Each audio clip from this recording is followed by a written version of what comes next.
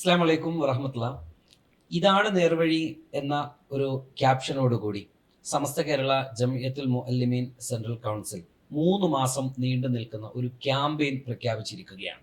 ഈ ക്യാമ്പയിനുമായി ബന്ധപ്പെട്ട് കേരളത്തിലെ അങ്ങോളം ഇങ്ങോളമുള്ള മഹല്ലുകൾ, അതോടൊപ്പം തന്നെ നമ്മുടെ സംവിധാനങ്ങൾ, മുസ്ലിം സാമൂഹിക പശ്ചാത്തലത്തിൽ ഇത് എത്രമാത്രം നമ്മൾ ഏറ്റെടുക്കേണ്ടതുണ്ട്, എത്രമാത്രം ഇതിൻ്റെ അലിയൊലികൾ ഉണ്ടാവേണ്ടതുണ്ട് എന്നതെല്ലാം സംബന്ധിച്ച വിശദമായി നമുക്ക് അറിയേണ്ടതുണ്ട്. ഇതുമായി ബന്ധപ്പെട്ട് ഈ ക്യാമ്പയിൻ പ്രചാരണ സമിതിയുടെ ചെയർമാൻ ബഹുമാന്യരായ OMS തങ്ങൾ മേലാറ്റൂർ, അതോടൊപ്പം തന്നെ ജനറൽ കൺവീനർ സെയ്ദ് നിയാസ് അലി തങ്ങൾ ഉൾപ്പെടെയുള്ള ആളുകൾ ഇപ്പോൾ എൻ്റെ കൂടെ ഈ പോഡ്കാസ്റ്റിൽ ചേരുകയാണ്. രണ്ടുപേരെയും ഞാൻ ഈ പോഡ്കാസ്റ്റിലേക്ക് സ്വാഗതം ചെയ്യുന്നു. തങ്ങളെ നമുക്ക് ആദ്യം അറിയേണ്ടത് എന്താണ് SKJMCCയുടെ ഈ ക്യാമ്പയിൻ എന്നാണ്. ബിസ്മില്ലാഹി വൽഹംദുലില്ലാഹി അല്ലാഹുമ്മ സ്വല്ലി അലാ മുഹമ്മദിൻ വഅലാ ആലി മുഹമ്മദ്. വളരെയധികം പ്രസക്തമായ ഒരു ചോദ്യത്തോടെയാണ് ഈ ഒരു പോഡ്കാസ്റ്റ് ആരംഭിക്കുന്നത്. നാം ജീവിക്കുന്ന ഈ ആധുനിക യുഗത്തിൽ, പ്രത്യേകിച്ച് സോഷ്യൽ മീഡിയ അതിപ്രസരമുള്ള ഈ കാലത്ത്, ഒട്ടനവധി ചിന്താഗതികളും വഴിതെറ്റിക്കുന്ന ആശയങ്ങളും സമൂഹത്തിൽ കുത്തിവെക്കാൻ വേണ്ടി ബോധപൂർവമായ ശ്രമങ്ങൾ നടന്നു വരികയാണ്. പുതുതലമുറയെ ആദർശശൂന്യരാക്കാനും അവരിൽ സംശയങ്ങൾ ഉളവാക്കാനും ജനിപ്പിക്കാനുമൊക്കെ പല കോണുകളിൽ നിന്നായി ശ്രമങ്ങൾ നടന്നു വരുന്നുണ്ട്. ഈ ഒരു സാഹചര്യത്തിലാണ് ശരിയായ അഹ്ലുസുന്നത്ത് വൽ ജമാഅത്തിൻ്റെ ആശയാദർശങ്ങൾ എന്താണെന്നും നമ്മുടെ മുൻഗാമികളായ സ്വാലിഹീങ്ങളായ ഉലമാക്കൾ കാണിച്ചു തന്ന നേർവഴി ഏതാണെന്നുമൊക്കെ സമൂഹത്തെ ബോധ്യപ്പെടുത്തേണ്ട ബാധ്യത മുഅല്ലിമീങ്ങൾക്ക് വന്നെത്തുന്നത്. സത്യവിശ്വാസത്തിൻ്റെ തനിമ ചോർന്നു പോകാതെ കാത്തു സൂക്ഷിക്കുക, അപ്രകാരം ആദർശരംഗത്ത് വരാവുന്ന ജീർണതകൾക്കെതിരെ ശക്തമായ പ്രതിരോധം തീർക്കുക, ഒപ്പം പുതുതലമുറക്ക് കൃത്യമായ ദിശാബോധം നൽകുക എന്നതൊക്കെയാണ് ഈ ഒരു ത്രൈമാസ ക്യാമ്പയിൻ കൊണ്ട് സമസ്ത കേരള ജംഇയ്യത്തുൽ മുഅല്ലിമീൻ സെൻട്രൽ കൗൺസിൽ ലക്ഷ്യം വെക്കുന്നത്. തങ്ങളെ സമസ്ത കേരള ജംഇയ്യത്തുൽ മുഅല്ലിമീൻ എന്ന് പറയുമ്പോൾ അതൊരു അധ്യാപകരുടെ അഥവാ ഉസ്താദുമാരുടെ ഒരു സംഘടനയാണ്. സ്വാഭാവികമായിട്ടും അത് ഏത് തലത്തിലാണ് ആ ഒരു ക്യാമ്പയിൻ നടക്കുന്നത്? മുഅല്ലിമീങ്ങൾക്കിടയിലാണോ, അവർ മദ്രസ കുട്ടികളിലേക്കാണോ, ഇനി അതെല്ലാം മദ്രസ കുട്ടികൾ വഴി രക്ഷിതാക്കളിലേക്കാണോ, മഹല്ല് സംവിധാനങ്ങൾ വഴി പൊതു സമൂഹത്തിലേക്കാണോ? എങ്ങനെയായിരിക്കും അതിൻ്റെ ഒരു സ്വഭാവം ഉണ്ടാവുക? ജംഇയ്യത്തുൽ മുഅല്ലിമീൻ സെൻട്രൽ കൗൺസിൽ അതിനൊരു കൃത്യമായ ഒരു ഘടന ഈ ക്യാമ്പയിന് സ്വാഭാവികമായും വെച്ചിട്ടുണ്ട്. നമ്മുടെ ഈ സന്ദേശങ്ങളൊക്കെ സ്വാഭാവികമായും താഴെ തട്ടിലേക്ക് എത്തിക്കേണ്ട സംഘാടകരാണ് ഈ മുഅല്ലിമീങ്ങൾ എന്നുള്ളത്.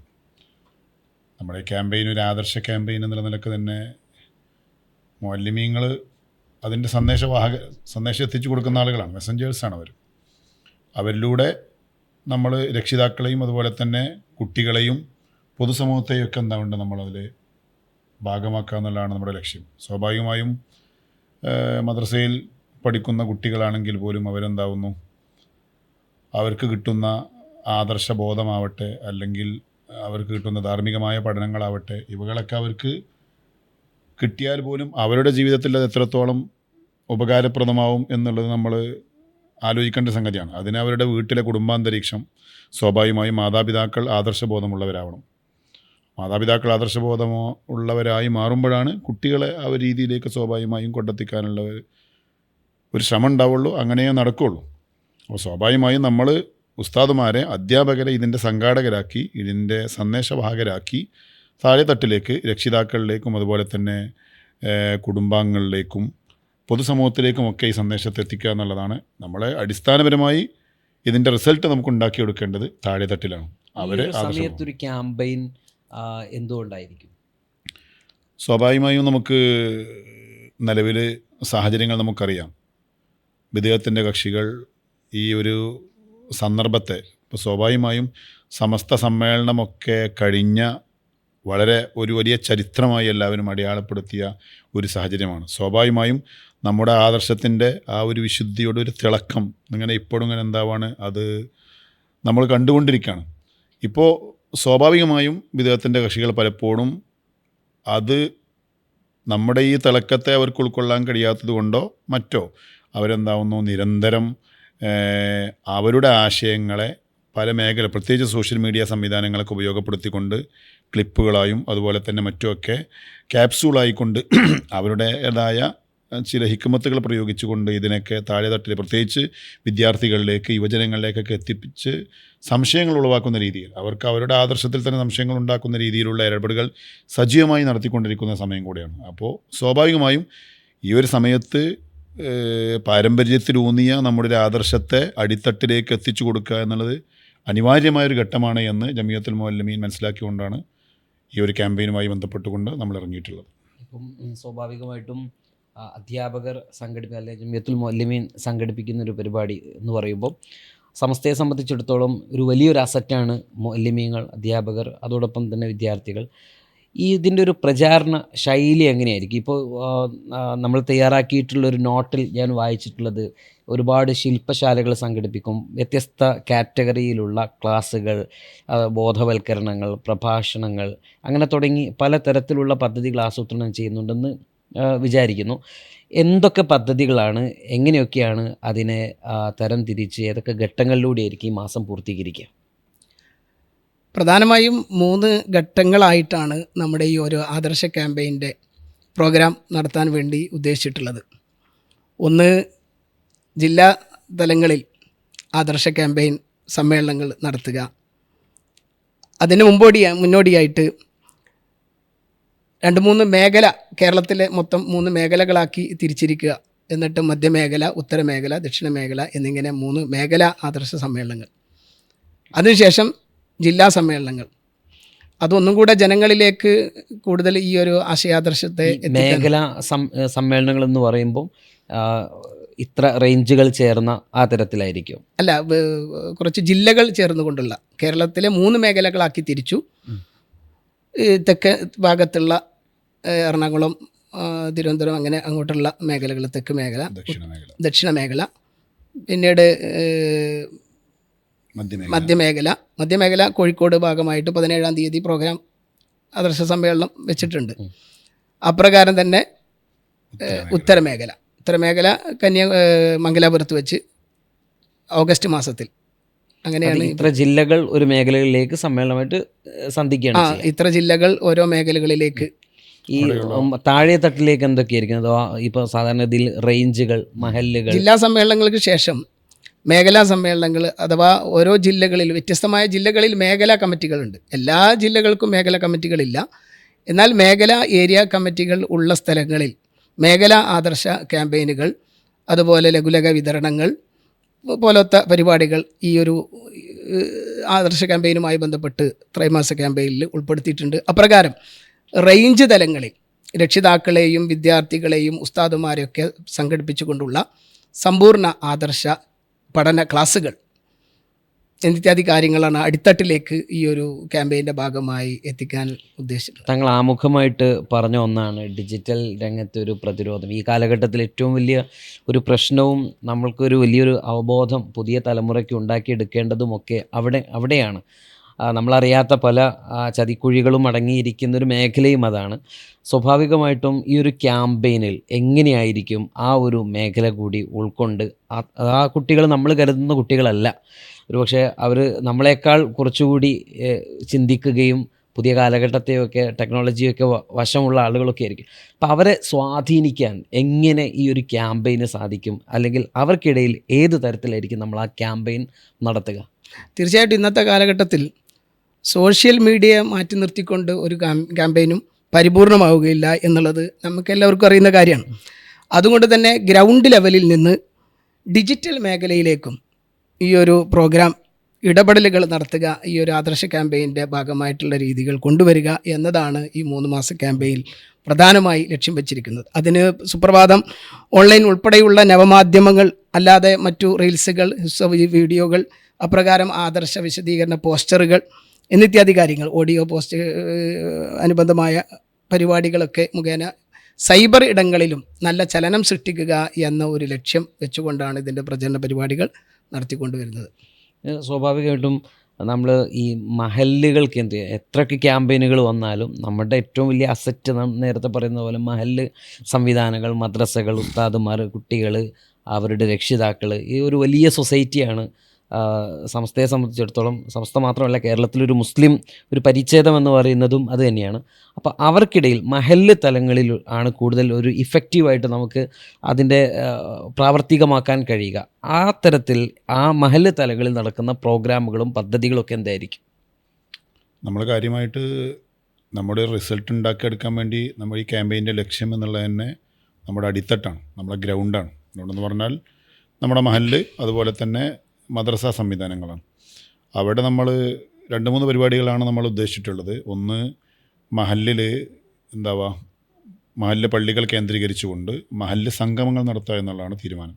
അതിൽ നമ്മൾ കാര്യമായിട്ട് പുരുഷന്മാരായ യുവാക്കൾ, അവിടെയുള്ള വയോജനങ്ങൾ, അവരെയൊക്കെ ഉൾപ്പെടുത്തി ഒരു മഹല്ല് സംഗമം എന്നാണ് ഉദ്ദേശിക്കുന്നത്. കൃത്യമായി അവർക്ക് ഇടപെടാനുള്ള ഒരു അവസരത്തോടു കൂടെയുള്ളൊരു ക്യാമ്പയിനാണ് നമ്മൾ ഉദ്ദേശിക്കുന്നത്. അതുപോലെ തന്നെ മദ്രസാ തലങ്ങളിലേക്ക് വരുമ്പോൾ രണ്ടും ഒന്ന് തന്നെയാണ്, മദ്രസ ആയാലും മഹല്ലായിരുന്നാലും. പ്രത്യേകിച്ച് സഹോദരിമാർക്ക് മാത്രമായി മദ്രസയിൽ വനിതാ സംഗമങ്ങൾ നടക്കുകയാണ്. അതിലെ ഉമ്മമാർ, സഹോദരിമാർ, പ്രത്യേകിച്ച് നമുക്കറിയാം പുതിയ കാലഘട്ടം എന്ന് പറഞ്ഞാൽ നമ്മുടെ ആദർശം എന്നുകൊണ്ട് ഈ ക്യാമ്പയിൻ ഒന്ന് ഉദ്ദേശിച്ചത് മൊത്തത്തിൽ ഒരു സ്വതന്ത്ര ചിന്താഗതി ഉൾപ്പെടെയുള്ള കുട്ടികളിൽ അത്തരം കാര്യങ്ങളൊക്കെ വരുന്നൊരു കാലത്താണുള്ളത്. അപ്പോൾ ഉമ്മമാർക്ക്, സഹോദരിമാർക്ക് പ്രത്യേകമായി കൊണ്ട് സെഷൻ ഉൾപ്പെടുത്തിയിട്ടുണ്ട്. അതുപോലെ തന്നെ യുവാക്കൾ, പൂർവ്വ വിദ്യാർത്ഥികൾ, അതുപോലെ തന്നെ മദ്രസയിൽ പഠിക്കുന്ന വിദ്യാർത്ഥികളാണെങ്കിൽ പോലും അവർക്കും കൂടെ എന്തായിട്ടും സെഷൻ ഉപയോഗപ്പെടുത്തിയിട്ടുണ്ട്. അതുപോലെ തന്നെ വ്യത്യസ്തങ്ങളായ നമ്മൾ ഇതിൻ്റെ ഭാഗമായിട്ട് മദ്രസാ തലങ്ങളിൽ ലഘുലേഖ വിതരണങ്ങൾ നടക്കുന്നുണ്ട്, നോട്ടീസ് വിതരണങ്ങളുണ്ട്. അതുപോലെ തന്നെ നേരത്തെ ഇവിടെ തങ്ങൾ സൂചിപ്പിച്ചതുപോലെ ഡീറ്റെയിൽ സംവിധാനത്തെ ഉപയോഗപ്പെടുത്തിക്കൊണ്ട് വളരെ കൃത്യമായ ഇടപെടലാണ് നമ്മൾ പ്ലാൻ ചെയ്തിട്ടുള്ളത്. സ്റ്റാറ്റസ് വീഡിയോകൾ, സ്റ്റാറ്റസ് വെക്കാൻ പറ്റാവുന്ന രൂപത്തിൽ, പ്രത്യേകിച്ച് മറ്റുള്ള കക്ഷികളൊക്കെ അവരുടേതായ അവസരങ്ങൾ ഉപയോഗപ്പെടുത്തിക്കൊണ്ട് പലപ്പോഴും നമ്മുടെ ഇപ്പോൾ റമദാൻ അതുപോലെ തന്നെ മറ്റുള്ള സമയങ്ങളിലൊക്കെ വരുമ്പോൾ ആകർഷണീയമായ പോസ്റ്ററുകൾ, സ്റ്റാറ്റസുകളൊക്കെ വെച്ചുകൊണ്ട് അവരിടപെടാറുണ്ട്. എന്നാൽ നമ്മളും അതുപോലെ തന്നെ നമ്മുടെ ആശയങ്ങളെ കൂടുതൽ കുട്ടികളിലേക്ക്, അതുപോലെ തന്നെ വിദ്യാർത്ഥികളിലേക്കാണെങ്കിലും യുവജനങ്ങളിലേക്കൊക്കെ എത്തുന്ന രീതിയിലുള്ള ഒരു സംവിധാനവുമായി ബന്ധപ്പെട്ടുകൊണ്ട് താഴെത്തട്ടിൽ വളരെ കൃത്യമായി ഇടപെടുക എന്നുള്ളതിനാണ് ഉദ്ദേശം.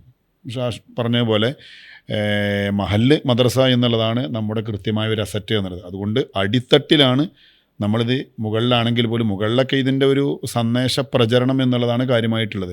അടിത്തട്ടിൽ ഇതിൻ്റെ റിസൾട്ട് ഉണ്ടാക്കിയെടുക്കാൻ വളരെ ശ്രമകരമായ പദ്ധതികളാണ് ആസൂത്രണം ചെയ്തത്. സ്വാഭാവികമായിട്ടും നമ്മുടെ ഒരു ആദർശ ക്യാമ്പയിൻ ആകുമ്പം നമ്മൾ ചർച്ച ചെയ്യുന്ന വിഷയങ്ങളും വളരെ പ്രധാനമാണ്. നിരവധിയായ ക്യാമ്പയിനുകൾ നമ്മുടെ പല സംവിധാനങ്ങൾ പല ഘട്ടങ്ങളിലായിട്ട് നമ്മൾ കടന്നുപോയിട്ടുണ്ട്, പല സംഘടനകൾ നടത്തിയിട്ടുണ്ട്. അതിൽ നിന്ന് വ്യത്യസ്തമായി ഒരു ആദർശ ക്യാമ്പയിൻ എന്ന് പറയുമ്പോൾ എന്താണ് നമ്മൾ ചർച്ച ചെയ്യാൻ പോകുന്ന ടോപ്പിക്കുകൾ, എന്തൊക്കെയായിരിക്കും നമ്മളെ കേൾക്കുന്ന ആളുകൾക്ക് മുമ്പിൽ അവതരിപ്പിക്കുന്നത്?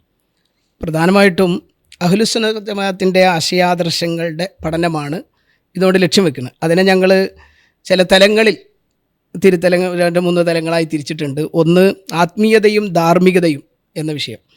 ആധുനികതയുടെയും ലിബറലിസത്തിൻ്റെയും പേരിൽ വഴുതി പോകുന്ന ധാർമ്മിക മൂല്യങ്ങളെ തിരിച്ചു പിടിക്കുക എന്നത് ആണ് ഒരു ഭാഗം.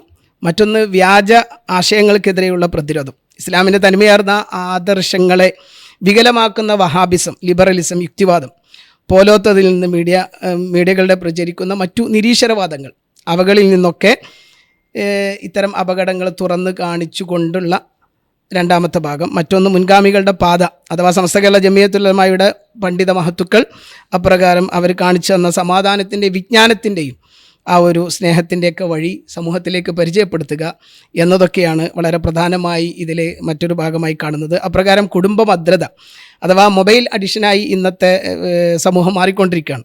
അപ്രകാരം സോഷ്യൽ മീഡിയയുടെ ദുരുപയോഗം ഇതൊക്കെ തടയപ്പെടുക എന്നതും മാതാപിതാക്കളും മക്കളും തമ്മിലുള്ള ബന്ധം ശക്തമാക്കുക തുടങ്ങിയ വിഷയങ്ങൾ ഇതിൽ കൃത്യമായി പ്രതിപാദിച്ചുകൊണ്ടാണ് അൽഹംദുലില്ലാഹ് ത്രൈമാസ ക്യാമ്പയിൻ ആചരിക്കുന്നത്. യഥാർത്ഥത്തിൽ ഇത് പറഞ്ഞപ്പോഴാണ് നമ്മളിപ്പോൾ ചർച്ച ചെയ്യേണ്ട കുറച്ച് വിഷയങ്ങൾ, പ്രധാനമായിട്ട് ഈ കുടുംബ ബന്ധങ്ങളിലെ പ്രശ്നങ്ങൾ ഈ വലിയ തരത്തിലേക്ക് അത് മാറിക്കൊണ്ടിരിക്കുന്നുണ്ട്. അതോടൊപ്പം തന്നെ പുതിയ തലമുറക്ക് അറിയാൻ ശ്രമിക്കാത്തൊരു പ്രശ്നമുണ്ട്. പുതിയ തലമുറ അവരിങ്ങനെ സഞ്ചരിക്കുന്നുണ്ട്, പക്ഷേ പുതിയ കാലഘട്ടത്തെ എന്താണ് എന്ന് പലപ്പോഴും തിരിച്ചറിയപ്പെടാതെ പോകുന്ന സാഹചര്യമുണ്ട്. അത്തരം വിഷയങ്ങളൊക്കെ വളരെ ആഴത്തിലുള്ള പ്രതിപാദ്യമായിട്ട് പോവുമായിരിക്കും അല്ലേ? കൃത്യമായിട്ട് ആ ക്യാമ്പയിൻ ആ രീതിയിലല്ലേ മുന്നോട്ട് പോവുക? അത്തരം വിഷയങ്ങളെ കൂടെ നമ്മൾ സ്വാഭാവികമായിട്ടും ക്യാമ്പയിൻ്റെ ഭാഗമായി ഇപ്പം നേരത്തെ പറഞ്ഞല്ലോ, ഒരു സ്വതന്ത്ര ചിന്താഗതി ഉൾപ്പെടെയുള്ളത് കുട്ടികൾ വർദ്ധിച്ചു വരുന്ന ഒരു സമയമാണുള്ളത്. അതിൻ്റെ ഭാഗമായി കൊണ്ടുള്ള വിഷയങ്ങൾ തന്നെയാണ് എന്ത് ബന്ധങ്ങളുടെ മൂല്യങ്ങൾ വില മനസ്സിലാക്കാത്തൊരു തലമുറയായി പുതിയ തലമുറ വളർന്നു വരുന്നു എന്നുള്ളത്. നിലവിൽ രക്ഷിതാക്കൾക്ക് പോലും ഇടപെടാൻ സാധ്യമാവാത്ത രൂപത്തിൽ ഇന്ന് പുതിയ തലമുറ എന്താണ് വളർന്നു വരികയാണ്. അതുകൊണ്ട് ഈ ക്യാമ്പയിൻ തീർച്ചയായും അഡ്രസ്സ് ചെയ്യപ്പെടേണ്ട ഒരു ഭാഗമാണ് കുടുംബ ഭദ്രത. കുടുംബത്തിലെ നമ്മളൊരു കുടുംബ ക്യാമ്പയിൻ ആയിക്കൊണ്ടാണ് യഥാർത്ഥത്തിൽ ഇത് ആചരിക്കുന്നത്. കുടുംബത്തിലെ ഒരു പുതിയ കുടുംബവുമായി ബന്ധപ്പെട്ടുകൊണ്ടുള്ള മൊത്തത്തിൽ ഒരു കുടുംബത്തിലെ അംഗം എന്നുള്ളതല്ല, മൊത്തത്തിൽ ഒരു കുടുംബ നവീകരണ ക്യാമ്പയിൻ ആയിക്കൊണ്ടാണ് നമ്മളിതിനെ ഉദ്ദേശിക്കുന്നത്. അതിൻ്റെ കൂട്ടത്തിൽ തന്നെ ഒരു ആശങ്ക പങ്കുവെക്കുക അല്ലെങ്കിൽ നമ്മൾ ജാഗ്രത കാണിക്കേണ്ട ഒരു വിഷയമാണ് ഈ ക്യാമ്പസുകളിൽ ചെന്നാൽ ലിബറലിസം, കുട്ടികൾക്ക് ഇതൊക്കെ ഒരു പാഷനായിട്ടാണ് അവരെടുക്കുന്നത്.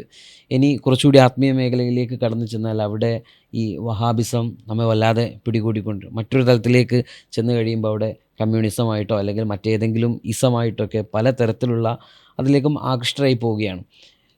ഇത്തരം വിഷയങ്ങൾ സമസ്തയെ സംബന്ധിച്ചിടത്തോളം ആശയം എന്ന് പറയുമ്പം വഹാബിസത്തിൻ്റെ പ്രതിരോധം അത് നിർബന്ധിതമായ ഒന്നാണ്. സമസ്തയുടെ കൽപ്പന ചെയ്തതിൽ തന്നെ വളരെ പ്രധാനപ്പെട്ട ഒന്നും അത് തന്നെയാണ്.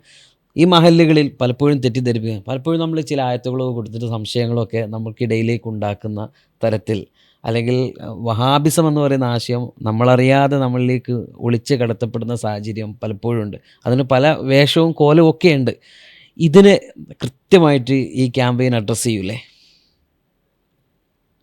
തീർച്ചയായിട്ടും വഹാബിസം എന്നുള്ളത് സമൂഹത്തിൽ തെറ്റായ ദിശയിലേക്ക് അവർ അഹ്ലുസുന്നത്ത് വൽ ജമാഅത്തിൻ്റെ ആശയാദർശം എന്ന് പറയുന്നുണ്ടെങ്കിൽ പോലും വളർന്നു വരുന്ന യുവതലമുറയെ തെറ്റായ ദിശയിലേക്ക് കൊണ്ടുപോകുന്ന ഒരു പ്രവണത ഇന്ന് കണ്ടുകൊണ്ടിരിക്കുകയാണ്.